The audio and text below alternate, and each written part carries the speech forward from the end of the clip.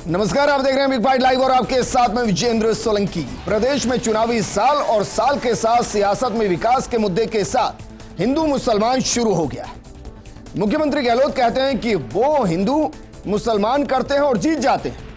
वो कहते हैं कि क्या हम हिंदू नहीं हैं? क्या मैं हिंदू नहीं हूं? गौशाला सबसे ज्यादा हमने बनाई, नंदीशाला हम बना रहे, अनुदान सबसे ज्यादा हमने दी, मंदिरों का सर्किट हम बना रहे, लेकिन वो आएंगे हिंदू मुसलमान करेंगे, इस चक्कर में नहीं आना। तो क्या वाकई में ये लग रहा है कि हर मुद्दे पर हर बार की तरह हिंदू मुसलमान भारी पड़ सकता है? क्या विकास की हर राह हिंदू मुसलमान के सामने धुंधली नजर आती है और हर योजना बेईमानी हो जाती है? आज बात इसी मुद्दे पर कि धर्म पर सियासत क्यों और कब तक।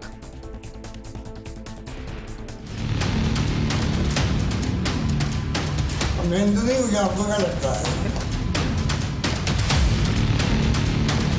हिंदू मुस्लिम राजनीति करके ही चुनाव हराते हैं, तब तक करते जाएंगे।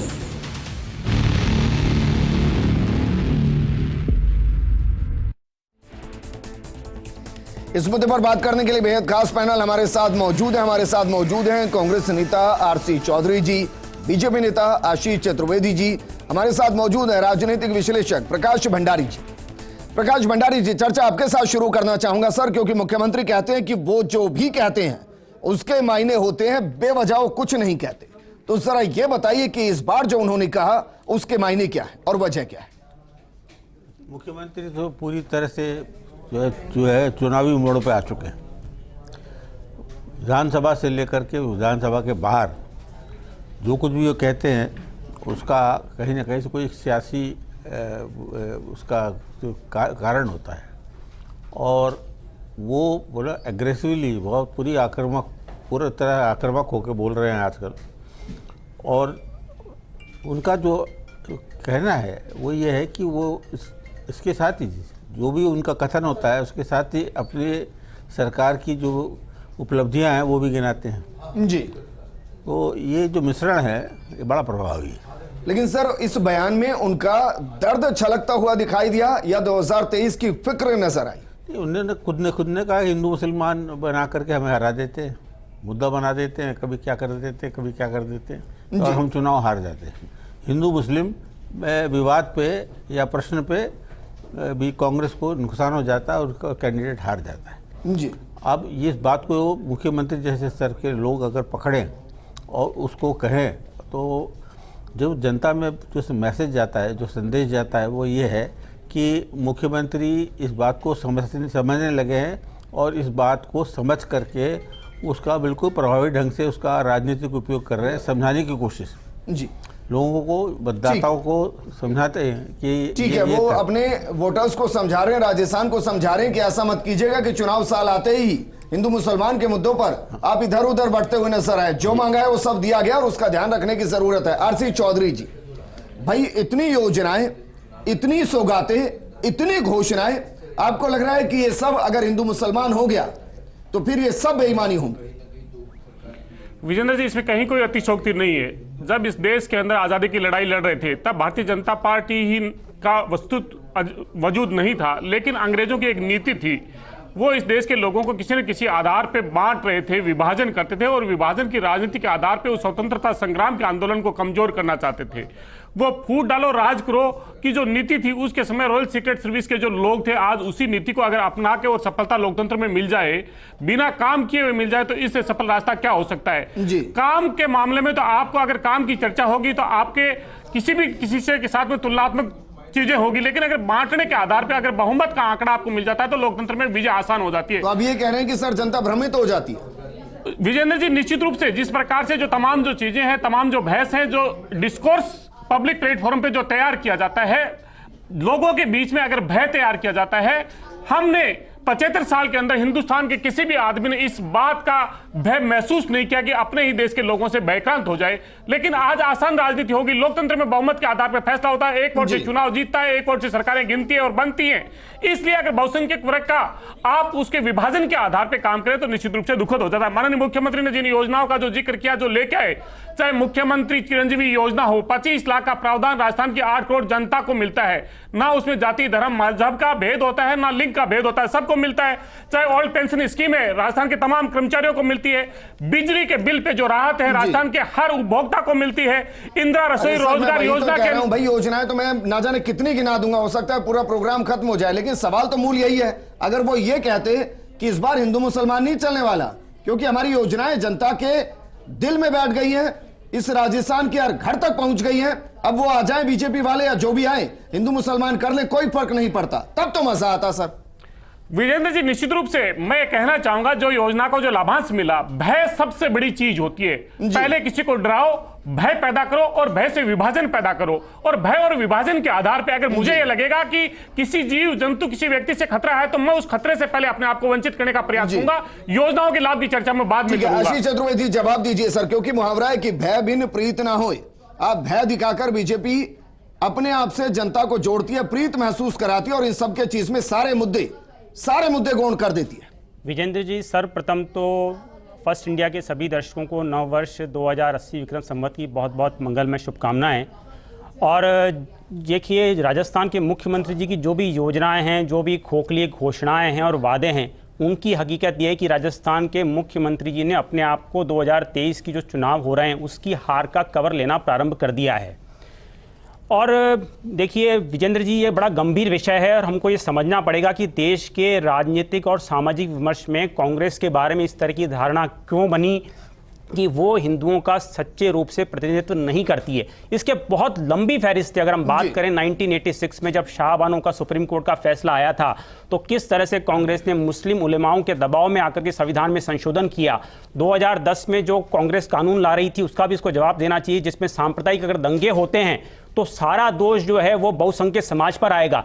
ऐसे बहुत सारे उदाहरण हैं जब इनके देश के प्रधानमंत्री कहा करते थे कि देश के संसाधनों पर पहला हक जो है वो देश के अल्पसंख्यकों का है। 2006 में जब सेतु समुद्रम योजना आई थी, जब इन्होंने सुप्रीम कोर्ट में हलफनामा दिया था कि जो राम सेतु है वो काल्पनिक है, इनके नेता मणिशंकर अय्यर ने स्टेटमेंट दिया है कि राम जी का कहां जन्म हुआ है, कहां पैदा हुए हैं, किसको क्या पता है। ऐसी तमाम बातें हैं। और केवल ऐसा नहीं है, एक मिनट, अब हिंदुस्तान नहीं विजेंद्र जी भारत की बात करती है विजेंद्र जी, ऐसा नहीं है विजेंद्र जी। सर, जब ये कहा जाता है कि चुनाव 80 वर्सेस 20 है, जब ये कहा जाता है तो मुझे बताइए चुनाव जीतने के बाद उन 80% के लिए क्या किया गया? राजस्थान सरकार की विफलता पर जवाब देता हूं। आप मुझे बताइए, भारतीय जनता पार्टी की जो जन आक्रोश रैलियां हो रही है, जो जगह जगह पे हम धरने दे रहे हैं, उसमें मुद्दे क्या हैं? उसमें मुद्दे है बेरोजगारी, राजस्थान का पेपर लीक। ये कहां सांप्रदायिक मुद्दा है? उसमें मुद्दा है राजस्थान के अपराध, जिस तरह से यहाँ पे गैंगस्टर का राज है, जिस तरह से आप देखिए यहाँ पे जो माफिया है वो गुंडागिर्दी करता है, जिस तरह से यहाँ पे भ्रष्टाचार है, जिस तरह से खोखले वादे हैं। आशीष जी, मैं तो खुद गैंग्स ऑफ राजस्थान एक प्रोग्राम करता हूं सर,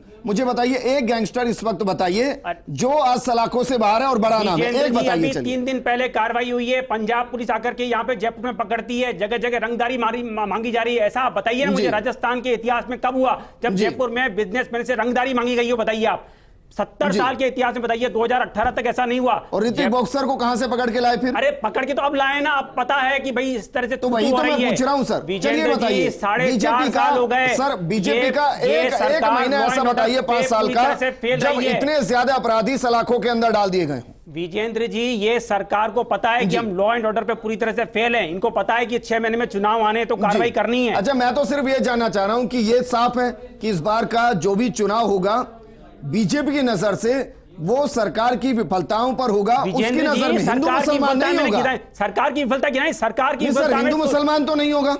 देखिए विजेंद्र जी, जो सरकार की विफलता है उस पे सरकार का तुष्टिकरण भी है ना। मैं आरसी चौधरी जी से भी सवाल करूंगा, नहीं है क्या? मुझे बताइए, करौली का जो दंगा हुआ, डेलीगेशन चुनाव आयोग में जाएगा और कहेगा कि इस बार साल भर हो गए। विजेंद्र जी, आज 9 वर्ष है। विजेंद्र जी, आज 9 वर्ष है। रद्द कर दीजिएगा, बोलिए करेंगे? विजेंद्र जी, आज 9 वर्ष है। आज के दिन करौली में पिछले साल जो है जुलूस निकला था, उसका मुख्य आरोपी मतलूम अभी तक फरार है। ये क्या सरकार की विफलता नहीं है क्या?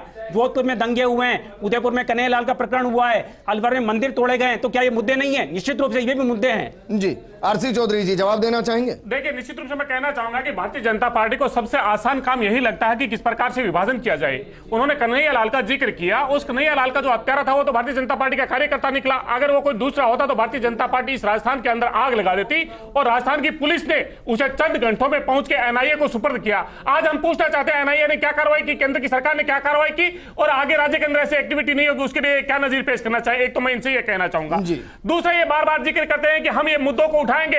अलवर के अंदर नगर पालिका के अंदर भारतीय जनता पार्टी का सभापति, भारतीय जनता पार्टी का चेयरमैन और भारतीय जनता पार्टी का सभापति और चेयरमैन सर्वसम्मति से सर्वसाधारण बैठक के अंदर आदेश निकालते हैं और उस रास्ते में आने वाले व्यवधान और मंदिर को तोड़ने का आदेश देते हैं। और वो आज हमसे पूछ रहे यहां पे अगर एक साधु आत्महत्या करता है और भारतीय जनता पार्टी के विधायक का नाम लिख के आत्महत्या करता है और वो भारतीय जनता पार्टी राजनीति करती है हिंदुओं के नाम से, क्योंकि भारतीय जनता पार्टी सिर्फ बहुमत के आधार पर हिंदुओं की बात जरूर करेगी लेकिन हिंदुओं के लिए काम कुछ नहीं करेगी। राजस्थान का छोटा काशी कही जाने वाला जयपुर, उसके अंदर सबसे ज्यादा अगर मंदिर तोड़े गए हो तो वो किसके शासन में तोड़े गए हो? भारतीय जनता पार्टी के शासन में तोड़े गए, कोई नहीं भूल सकता। अगर राजस्थान के अंदर गायों के लिए जिनको आवारा पशु बना के भारतीय जनता पार्टी के समय में छोड़ दिया गया, उसके लिए अगर नंदी गौशाला की स्थापना करने का काम किया तो अशोक गहलोत की कांग्रेस सरकार ने किया और बजट में प्रावधान किया तो उन्होंने किया। अगर सबसे ज्यादा अनुदान देने का काम सबसे पहले अगर कांग्रेस की सरकार के द्वारा किया गया गायों के लिए, लेकिन इन्हें गाय अच्छी नहीं लगती, गाय के नाम पे विभाजन की राजनीति अच्छी लगती है, गाय के नाम पे ये लोगों की हत्या करना इनको अच्छा लगता है ताकि ध्रुवीकरण हो और इन्हें भारतीय जनता पार्टी को वोट मिले। मैं इनसे पूछना चाहूंगा, जो हमने किया मंदिरों का सबसे ज्यादा जीर्णोद्धार हमने किया, तीर्थ यात्रा में जो लोगों को लेके जा रहे हैं, चाहे हवाई यात्रा से हो चाहे ट्रेन से, वो कौन लेके जा रहा है? गोविंद देव जी के मंदिर जो इस राजस्थान के सबसे आराध्य देव, कॉरिडोर कौन बनाने जा रहा है? पुष्कर का कॉरिडोर कौन बनाने जा रहा है? जिन्होंने काम किया पूजा सामग्री पे जीएसटी लगाने का काम, भारतीय जनता पार्टी। जो हम अगरबत्ती, जो धूप, जो इस देव के लिए आराधना करते हैं, उस पे जीएसटी कमाई का साधन लगा। उन्होंने जो अंतिम समय में जो प्रयोग होता है हिंदू पे, उसमें भी इन्होंने जीएसटी लगाया। मतलब मैं ये निकालूं कि अब जो कांग्रेस पहले कहती थी कि भाई हम सेकुलर पार्टी हैं, अब उनको लग रहा है नहीं, जो हिंदुओं के लिए काम किए जाएंगे वो हिंदुओं को गिनाए जाएंगे और जो बाकियों के लिए काम किए जाएंगे उनको गिनाने पड़ेंगे, तभी काम चलेगा। क्या ये नई पॉलिसी है कांग्रेस की? विजेंद्र, मैं कहना चाहूंगा, जब मैंने योजनाओं का जिक्र किया था उन योजनाओं में ना हिंदू था ना मुस्लिम था और आपने स्वयं स्वीकार किया कि अगर मैं तमाम सरकार की योजनाओं का जिक्र करूंगा तो ये पूरा समय है वो कम पड़ जाएगा। क्योंकि राजस्थान की योजनाओं में ना सिर्फ हमने हर घर को महकाया है, हम हर सर मैं वही तो कह रहा हूं कि जब हर घर तक पहुंच गए, हर घर तक पेंशन पहुंच गई, हर घर तक बाकी चीजें पहुंच गई, तो फिर इससे क्या फर्क पड़ता है कि बीजेपी आकर क्या करेगी या कोई भी पार्टी आकर क्या करेगी? विजेंद्र जी, लोकतंत्र के अंदर जनता जनार्दन होती है, जनता ही माँ बाप होती है। जनता के सामने अपील करना, जनता के सामने कहना और इनके बहकावे और छल्लावे से और प्रेम से बचाना वो उस मुखिया की जिम्मेदारी होती है। हमारे साथ पूर्व प्रशासनिक अधिकारी जगरूप यादव जी भी जुड़ गए हैं। जगरूप जी, दरअसल मुद्दा आज ये है सर कि सारी योजनाएं एक तरफ और चुनाव के वक्त में हिंदू मुसलमान एक तरफ, क्या वाकई में आपको लगता है, क्योंकि आपने कई चुनाव को देखा है और आपने बाकायदा अधिकारी के तौर पर चुनाव को देखा, आपको लगता है कि 5 साल जो भी सरकार हो XYZ वो जो काम करती है वो काम चुनावी साल में आकर हिंदू मुसलमान के मुद्दे के नीचे बहुत छोटे रह जाते हैं? विजेंद्र जी, ये बात सही है कि हर धर्म में नेकी बसती है, हर धर्म में धंधे होते हैं। मुझसे जो बात पूछो बात सही, कुछ लोग ही गंदे होते हैं। भारत में जो राजनीतिक सत्ता है उसमें पहले धर्मनिरपेक्ष जो पंथ है उसमें दल हैं, व्यक्ति हैं, उनकी सोच रही थी। अब विगत कुछ वर्षों से ये धार्मिक आधार पर ध्रुवीकरण की राजनीति देखने में आ रही है जी। और ये भी सही है कि ऐसे में धार्मिक ध्रुवीकरण के चलते जो अमुक पार्टी या अमुक व्यक्ति जो ये ध्रुवीकरण करते हैं उसके चलते उनको वोट भी मिलते हैं। और कहीं ना कहीं ये मिथक है कि ये इस देश को अगर हम देखें तो इसकी हम साझा गंगा जमनी तहजीब और संस्कृति की बात करें तो यहाँ पे यहूदी आए, यूनानी आए, शक आए, सिथियन आए, हूण आए, कुषाण आए, यूची आए, तात्रा आए, ईरानी आए, तुरानी आए, मुगल आए, अफगान आए, डच आए, इंग्लिश आए, फ्रेंच आए और सबने कमोबेश कुछ ने कुत्सित प्रवृत्तियां भी की हैं पर अधिकांश ने इस देश के विकास में शोषण नहीं करके विकास में योगदान दिया। और खास तौर से मैं एक अमुक वर्ग जिसको अल्पसंख्यक वर्ग या मुस्लिम समुदाय कहा जाता है, तो मैं उनके हिंदू होने पर तो नहीं कहूंगा लेकिन भारतीय होने पर कोई संदेह नहीं है। वे भी उतने ही भारतीय जितनी कि हिंदू हैं। लेकिन तो सर चुनाव में सर हिंदुस्तान में जो भी रह रहा है और जो वोट डाल रहा है वो तो 200% हिंदू मतलब हिंदुस्तान का है ही, उसमें तो जी। कोई किंतु परंतु नहीं है जी। सर। लेकिन मेरा किंतु- सवाल है कि क्या वाकई में हिंदू मुसलमान का मुद्दा चुनावी साल में आते हुए इतना बड़ा हो जाता है कि बाकी सब चीजें छोटी होती है? निश्चित रूप से आभासी मुद्दे चुनाव में समय समय पे कतिपय विचारधाराएं, जी। राजनीतिक दल और कतिपय व्यक्ति फैलाते हैं, और उसमें यह बात भी सही है कि विगत कुछ सालों में जिस तरह की राजनीति है विजेंद्र जी, ये कहना हम हकीकत से मुंह नहीं मोड़ सकते कि उसके धार्मिक ध्रुवीकरण के आधार पे वोटों का रूपांतरण भी हो रहा है, और खास तौर से जो मुद्दे हैं वो फ्लैशबैक में चले जाते हैं, और कहीं ना कहीं बहुसंख्यक, अल्पसंख्यक या सामुदायिक चेतना या सांप्रदायिक चेतना है, या जैसे आभासी मुद्दे हैं जो दरअसल में वास्तविक रूप से सही नहीं होते। गुजरात के चुनाव में हमने देखा है कि कैसे अंतिम चरण के अंदर सब कुछ बदल जाता है, बाकी सारी चीजें गौण हो जाती और हैं। कुछ प्रकाश व्यक्ति भंडारी और जी। पार्टियां जी। इसका इस्तेमाल भी करती ठीक हैं, है। और मैं ये कहना चाहता हूं मानव के दुख दर्द और संघर्ष तो पूरी दुनिया में यकसा होते हैं। जी। मनुष्य के वास्तविक मुद्दे होते हैं, जैसे रोजी रोटी, बेरोजगारी, आर्थिक कुचक्र, स्वास्थ्य सेवा, शिक्षा, ये तो फ्लैशबैक में चले जाते हैं, ये तो पृष्ठभूमि में चले जाते हैं। और जो मैं समझता हूं कि आभासी मुद्दे हैं और जो भावनात्मक मुद्दे हैं, जो चूंकि तत्काल रूप से उनको उद्रेक किया जाता है भावनाओं को, तो उसके आधार पे वोटर वोट सर, करता क्योंकि है। कहते हैं ना, कहावत तो यह है कि भूखे पेट भजन ना होए, और कहते यह है कि नहीं मैं भजन करने के लिए भूखे पेट रहना पड़ा तो रह लूंगा। ये दोनों बहुत अलग बातें हैं सर। हाँ, प्रकाश नहीं। भंडारी जी हमारे साथ हैं। प्रकाश भंडारी जी, मुख्यमंत्री ने जिस तरीके से इस बात को पॉइंट आउट किया है, पब्लिक तक कुछ पहुंचाने की कोशिश की है, आपको लग रहा है कि ये एक क्रम है जो अब शुरू हो गया है बताने के लिए कि देखिए सारी योजनाएं ले आए, आपको हर तरीके से राहत दे दी, अब बस इस मुद्दे में आपको नहीं फंसना है और बाकी चीजों पर ध्यान देना है? ये एक स्ट्रेटजी का हिस्सा है जो आगे इस्तेमाल होगा। ये इसी वजह से मैंने पहले भी कहा कि ऐसा लगता है कि मुख्यमंत्री पूरी तरह से चुनावी मोड में आ गए हैं। उन्होंने इतनी कल्याणकारी, जन कल्याणकारी और आम आदमियों को सहूलत देने की कई योजनाएं घोषित की, उस सबको अलग रखिए, लेकिन आज अगर उनके बयान पे अगर आप थोड़ा सा विचार करें तो उनका सारा पूरा बयान जो है वो इस बात पर जोर देता है, इस बात को समझाने की कोशिश करता है कि कांग्रेस हारती क्यों है। कांग्रेस हारने का कारण वो बताते हैं कि सब ये हिंदू मुस्लिम बना देते हैं, इस वजह से कांग्रेस का जो नुमाइंदा होता है वो और हार इस बार उनको सरकार रिपीट करनी है तो वो कह रहे हैं कि इस मुद्दे से भी लड़ेंगे। जी सर, इस मुद्दे से लड़ने सबसे बड़ी बात एक होशियारी की बात है। इसमें देखिए सियासती जो चाल चलते हैं गहलोत, उनका कई बार उसका कोई तोड़ नहीं होता है। जी। उन्होंने एक बड़ा आज की तारीख से जो उन्होंने शुरू किया वो ये है कि 2 बातें कही है। आज 2-3 बातें बड़ी महत्वपूर्ण की हुई है। एक तो ये है कि साहब हिंदू मुसलमान वाला मुद्दा है, और दूसरा उन्होंने कहा कि कोई भी क्रिमिनल हो उसे सलाखों के पीछे जो बचे हुए उनको भी भेजेंगे, जैसा अब आपने कहा। दूसरा ये तो क्राइम और लॉ और ये जो धार्मिक स्थितियाँ जो हैं जैसी भी है, जिसको धर्म को जो सियासत का रूप दे देती है चुनाव के टाइम उनको पर, बखूबी पता है कि सरकार किस मुद्दे पर घिर सकती है, उस पर पहले से ही उसकी तैयारी अगर रही है। 8 महीने पहले अगर मुख्यमंत्री सब सभाओं में ये बोलने लगे तो कहीं ना कहीं असर तो पड़ेगा विजेंद्र। ठीक है आशीष चतुर्वेदी जी, क्योंकि मैं इस प्रोग्राम में कंक्लूजन भी चाहता हूं सर, अगर वाकई में आपको लगता है कि ये सब चीजें इस तरीके से नहीं होनी चाहिए, तो क्या बीजेपी का एक डेलीगेशन चुनाव आयोग में जाएगा और कहेगा कि हमारी पार्टी की तरफ से कोई भी हिंदू मुसलमान शब्द इस्तेमाल नहीं करेगा और जो करे उसके खिलाफ आप कार्रवाई कीजिए? ये कांग्रेस भी करेगी क्या? आरसी चौधरी जी से भी सवाल करूंगा, खत्म ही करते हैं इशू को। विजेंद्र जी, मुझे बताइए, राजस्थान के मुख्यमंत्री जी का ये तीसरा कार्यकाल चल रहा है। 2003 के चुनाव हुए, 2013 के चुनाव हुए, क्या कांग्रेस पार्टी हिंदू मुस्लिम के मुद्दे पर चुनाव हारी है क्या?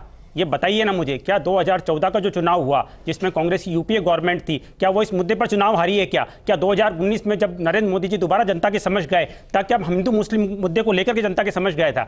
आप मान के चलिए ये जो कांग्रेस की सरकार है राजस्थान की, वो पूरी तरह से विफल सरकार है, और मुख्यमंत्री जी एक कवर ले रहे हैं, हार के कारणों की समीक्षा पहले से कर रहे हैं ताकि आलाकमान को बताया जा सके कि मैंने काम तो बहुत किए लेकिन इस कारण से मैं हार गया। जबकि फैक्ट ये है, अरे मुझे बताइए ना 2003 में क्यों हारे थे? मुझे बताइए 2013 में क्यों हारे थे आप?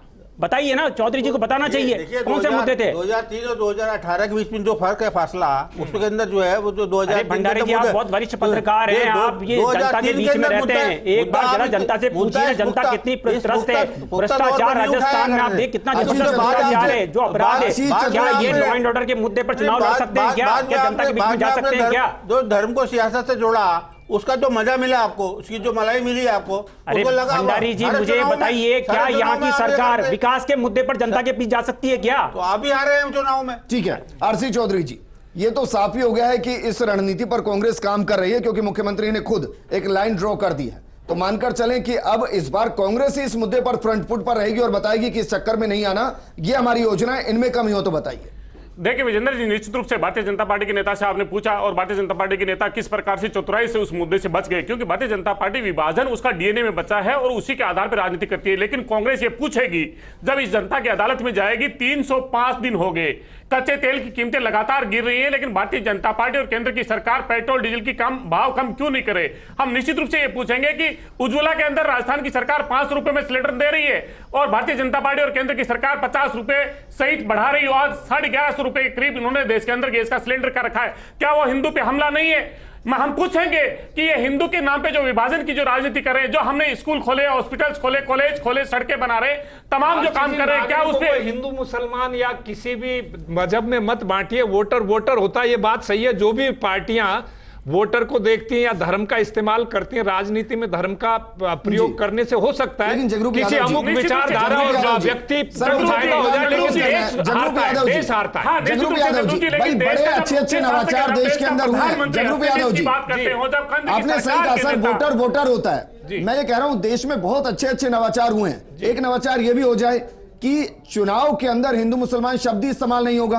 अब विकास के मुद्दे पर आ जाइए, अपनी योजनाओं के मुद्दे पर आ जाइए, सपने दिखाने पर आ जाइए। देखो, इलेक्शन कमीशन अगर स्वतंत्र निकाय के रूप में अगर काम करे तो ये है कि धर्म का इस्तेमाल करने का या जातीय उद्रेक फैलाने का चुनाव में अधिकार नहीं है जी। और अमुक पार्टी या अमुक व्यक्ति जो ऐसा करता है तो उस पे ये जो निर्वाचन प्रतिनिधित्व अधिनियम है उसके तहत उस पर कार्रवाई भी हो सकती है। राजस्थान की जमीन पर बयान दिए गए, अली वर्सेस बजरंग बली, 80 वर्सेस और अमुक पार्टियां ऐसा करती हैं, उन पे प्रभावी कार्रवाई नहीं होती। और मैं ये कहना चाहता हूं कि आभासी मुद्दे करके, खासतौर से भावनाओं का उद्रेक करके, अगर वास्तविक मुद्दों से जनता को ड्रिफ्ट करके, अगर राजनीतिक शक्ति का प्रयोग करके, हो सकता है अमुक व्यक्ति और अमुक पार्टी सत्ता हस्तियां ले, लेकिन इसमें देश हारता, अंततः वोटर हारता है जी। कहीं ना कहीं आप ये देखिए, इस देश में मैंने जैसे कि आपको बताया, इतने जाति प्रजातियों का इतना सबका योगदान है इसके विकास में, हमारे न्याय प्रशासन में, राजस्व प्रशासन में,